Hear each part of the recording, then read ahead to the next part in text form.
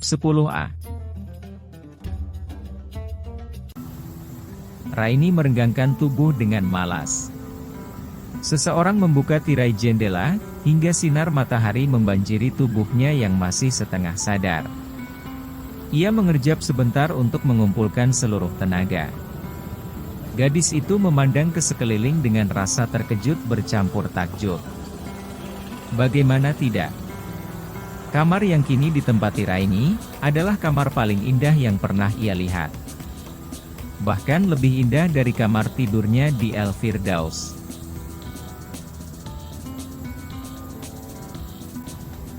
Kamar itu sangat luas, dengan semua dinding dicat warna putih bersih. Ranjangnya begitu besar dengan 4 pilar berukir berkanopi di keempat sisi, menopang kelambu dari bahan sutera berenda yang sangat mewah. Sebuah lampu kristal besar tergantung pada langit-langit kamar yang tinggi, dan berbentuk kubah setengah lingkaran. Lengkap dengan ornamen khas Timur Tengah. Ini bukan kamarnya, terlebih dengan seorang wanita cantik berjilbab yang tersenyum pada Raini di depan jendela.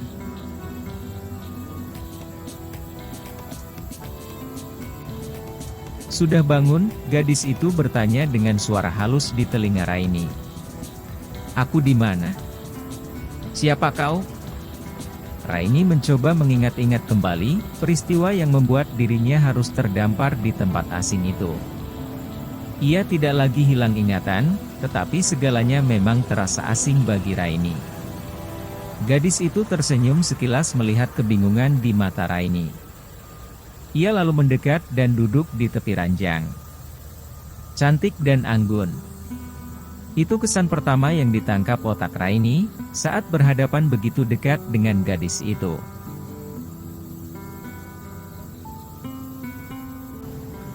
Aku rasa kita seumuran. Perkenalkan. Namaku Rabiah. Mulai saat ini, aku yang akan membantu menyiapkan semua keperluanmu. Selamat datang di Haram N, ucapnya dengan nada ramah yang tulus. Haram N? Raini tidak mengerti.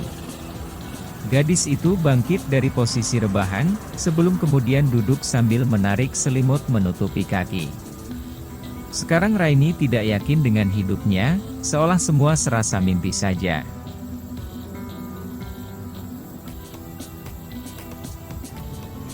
Tuan Zafir sendiri yang menggendong, dan membawamu tadi malam ke dalam kamar ini.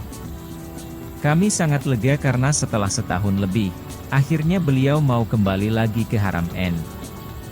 Kami sangat bahagia, karena beliau pulang dengan membawa seorang ratu cantik untuk negeri ini. Rabiah menarik selimut dari atas tubuh Raini. Sedikit memaksa, ia menyodorkan teh beraroma bunga mawar yang diterima Raini dengan agak enggan.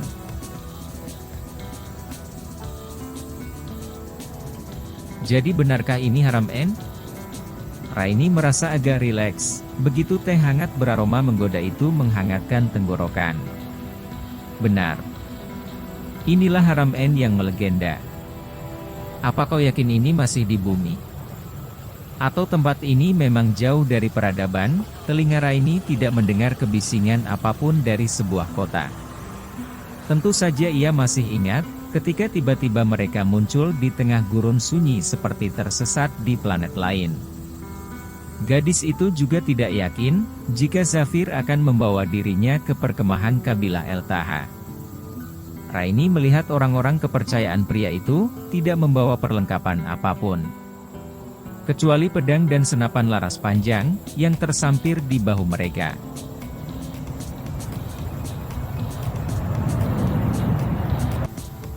Tempat ini berada tepat di jantung Sahara yang paling hijau dan subur. Kota mitos yang kau pun takkan percaya keberadaannya di dunia ini, ungkap Rabiah dengan rasa bangga yang tidak ditutupi. Rabiah sangat cekatan. Hingga hanya dalam hitungan menit, ranjang itu sudah rapi kembali seolah tidak pernah dipakai. Raini meringis melihat betapa efisiennya gadis di hadapannya itu. Membuat Raini malu, karena dirinya yang belum mampu melakukan pekerjaan seperti itu secara sempurna.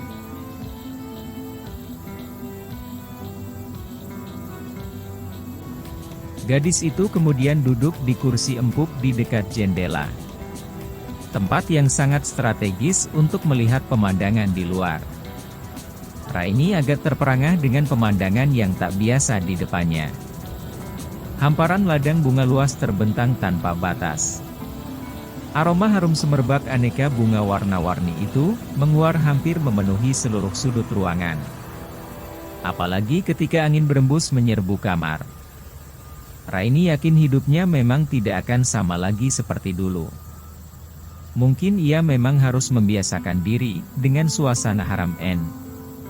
Tempat baru yang telah membuat dirinya langsung jatuh cinta. Terlebih kini dirinya memiliki teman baru, yang pasti akan membantu jika ia membutuhkan pertolongan. Rabiah terlihat sebagai orang yang menyenangkan. Memang tidak membutuhkan waktu lama bagi mereka, untuk saling akrab satu dengan yang lain.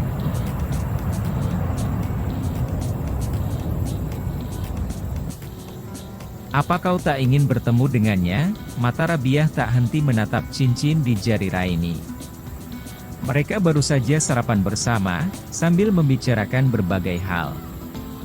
Raini sudah membersihkan tubuh dan berdandan cantik. Raini sudah berganti pakaian dengan gamis panjang sutra berwarna putih. Selendang panjang menutupi rambut Raini yang dikepang sekenanya. Raini senang karena memiliki kamar mandi luas, dengan air hangat dan dingin seperti shower di kota modern. Sekarang ia dapat mandi sesuka hati. Sabun aroma bunga-bungaan nan harum juga berlimpah. Wangi alami itu benar-benar membuat Raini merasa seperti di rumah sendiri. Untuk sementara aku sungguh tidak ingin bertemu dengannya. Raini terdengar agak ketus. Bagaimanapun dirinya tidak yakin, takkan membunuh pria itu jika saat ini bertemu. Enak saja Zafir menculiknya. Setelah itu membawa dirinya ke tempat antah berantah. Untuk kemudian mengurung Raini pada sebuah istana indah, yang rasanya teramat sulit mencari celah untuk kabur kembali. Bahkan dengan seenaknya, pria itu sudah memasangkan kembali cincin pernikahan mereka di jari manis Raini. Entah kapan Zafir mengambil cincin itu dari lehernya. Pasti itu disebabkan keteledoran Raini, yang tidur sembarangan seperti kerbau tadi malam. Bisa-bisanya ia sampai tidak menyadari, jika dirinya tidak lagi di atas pelana kuda. Tetapi sudah berpindah di kamar itu.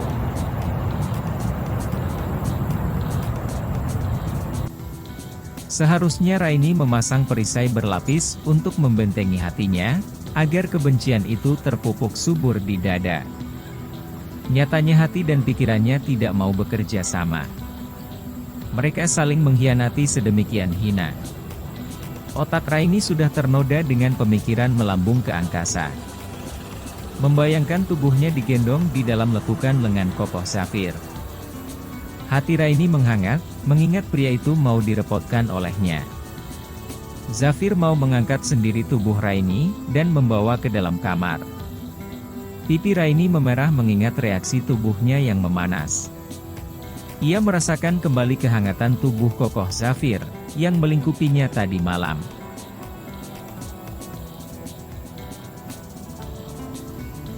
Kau yakin? Tapi nanti malam, kau harus hadir untuk memperkenalkan diri sebagai ratu kami. Ratu? Jadi benarkah Zafir seorang raja? Itu benar sekali yang mulia. Anda adalah ratu kami sekarang. Seluruh Haram N sedang merayakan pesta meriah untuk menyambut Anda. Ratu yang kami tunggu-tunggu sejak lama. Raini membasahi kerongkongannya dengan susah payah. Ia teringat kembali seluruh petuah Umi Lucia sebelum menikah dengan Zafir. Umi Lucia ternyata sungguh-sungguh menyiapkan dirinya sebagai pendamping untuk pria itu. Orang asing yang diizinkan menjadi pasangan bagi sang Raja Haram N.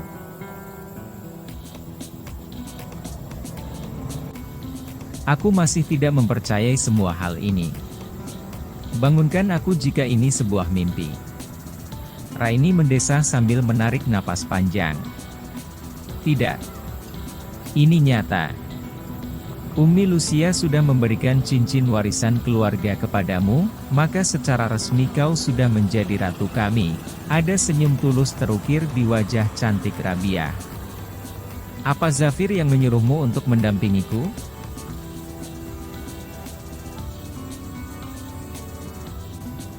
Tidak. Tetapi aku yang mengajukan diri. Aku hanyalah anak yatim piatu yang dipungut Umi Lucia ketika usiaku 6 tahun. Beliau memberikanku rumah dan kasih sayang sebuah keluarga, sesuatu yang tidak pernah aku miliki sejak kecil. Sejak itu aku bersumpah akan mengabdikan seluruh hidupku untuk keluarga kerajaan ini. Terima kasih karena sudah mau menemaniku. Apa kau sudah siap untuk melihat perlengkapan nanti malam? Bukankah tidak ada penolakan untuknya? Percuma saja Raini menghindar, karena toh semua kemewahan itu akan ditempelkan juga di tubuhnya.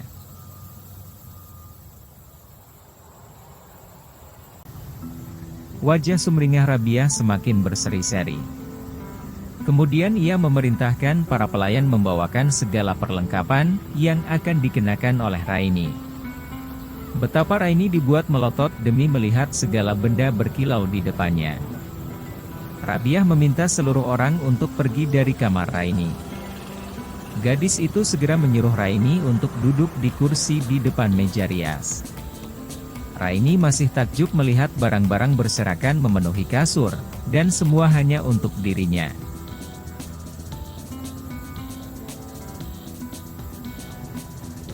Ada 2 baju kebesaran yang harus kau pilih salah satu. Yang berwarna putih ini adalah baju yang dikenakan oleh Umi Lucia di hari pernikahannya. Ini dirancang oleh seorang desainer ternama dari Milan, berhiaskan berlian 1 karat di sepanjang tepi gaunnya. Modelnya mirip gaun zaman Victoria, hanya saja tidak memakai krinolin di sepanjang rok. Gaun ini dilengkapi dengan mahkota kecil berhiaskan mutiara, yang disusun membentuk bunga-bunga mawar kuncup yang berkilauan. Ini sungguh tampak luar biasa.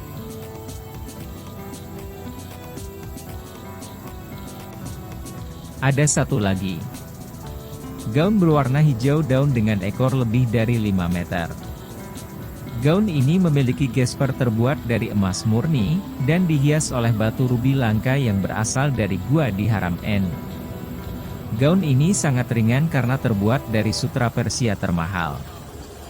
Dan kau akan memiliki mahkota berbentuk jalinan daun, yang juga terbuat dari berlian dan emas murni. Apa ada yang lebih sederhana? Tidak. Segalanya adalah hal yang paling sederhana. Umi Lucia tidak menyukai kemewahan, dan pilihan beliau sudah yang paling dapat ditolerir.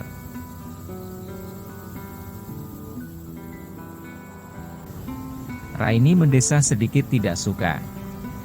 Meski hidupnya dulu dapat dikatakan tidak pernah kekurangan apapun, tapi apa yang ia temukan di sana sungguh membuat gadis itu merasa takjub. Tangannya membelai satu persatu gaun indah dari bahan sutra terbaik itu. Kain itu terasa lembut mengundang di atas kulitnya yang telanjang. Sementara berbagai perhiasan seakan membuat mata silau, karena keindahan dan kehalusan pahatannya. Segalanya demikian menakjubkan, dan semua dipersembahkan hanya untuk Raini.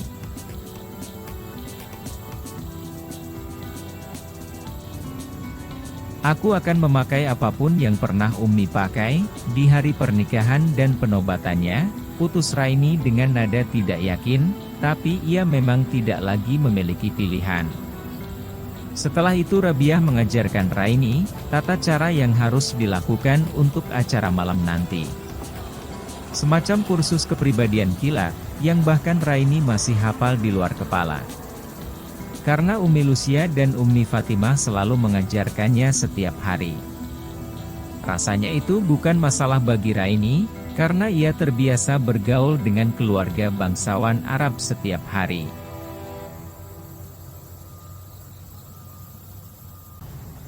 Raini memang harus mensyukuri hidupnya kini, sebagai seorang ratu dari sebuah kabilah besar. Kabilah yang keberadaannya selalu menjadi misteri. Menurut cerita Rabiah, tidak ada yang pernah bisa keluar dari sana selain Zafir dan orang-orang kepercayaannya. Untuk apa mencari di tempat lain, jika di sini semua kebutuhan kami telah tersedia. Raini juga dibuat terkejut, bahwa Zafir adalah lulusan terbaik dari Universitas Oxford dengan gelar doktor. Zafir setengah Inggris. Ibunya adalah seorang putri bangsawan, yang bertemu dengan ayah Zafir pada suatu perjamuan.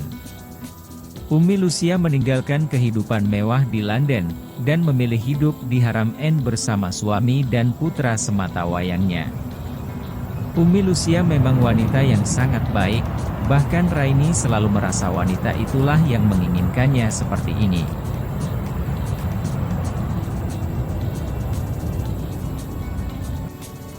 Betapa aku memang menginginkan jawaban seperti itu, kata Rabiah penuh tawa. Setelah itu ia menyingkirkan segala benda yang tidak akan digunakan Raini. Para pelayan membawanya kembali ke tempat penyimpanan, dengan masih menyisakan banyak benda berkilauan di ranjang Raini. Jadi apakah kau tidak akan mengajakku berkeliling? Tidak sampai upacara penobatanmu.